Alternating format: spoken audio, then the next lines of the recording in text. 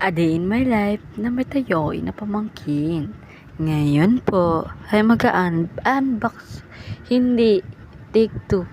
A day in my life na may tayo'y na pamangkin. Ngayon po ay may gagawin tayong set up na hindi ko malaman ba't ko ginawa. Pero sa isip ko, sabi ko, gagawin ko siya for Jesus name.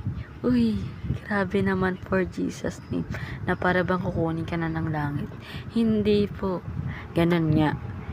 Ginawa ko siya para sa mga Santo Niño ng house na to.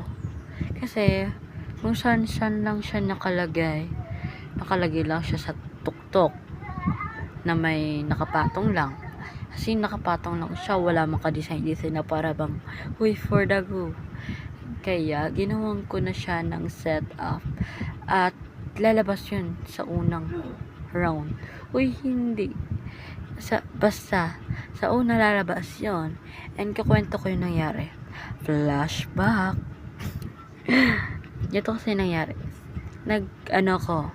Nag-email kami ng my sister. Nung nag-email kami, syempre talo kami. Dahil natalo kami, sabi ko, nasa utak ko na to, maglilinis ako ngayon. Tapos sabi ko, gagawin ko ba? Hindi.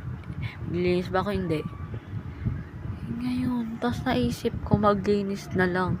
Kasi, payaters ako, na para bang, for the go. Ngayon, may kunwento nga ako sa inyo, na, ganun nga, nag-email kami, lost streak kami.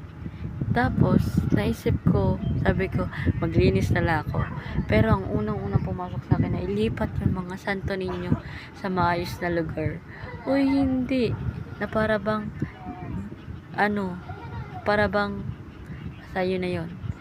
Tapos, yung parang doormat or something is, ginawa ko siyang patungan. And naglalagay ako ng cortina for design din. Etong next ko, nalagyan ko na siya kaso hindi ko siya na-videohan. Kasi, sabi ko, magbibideo ba ko? Hindi. Tapos sa isip ko, mag-video na lang, nagawa ko na. Tapos, naglipat pa ako, Kasi sabi ko, yun ba yung gagamitin ko? Hindi. Tapos napunta ako sa color block na para bang, for the go.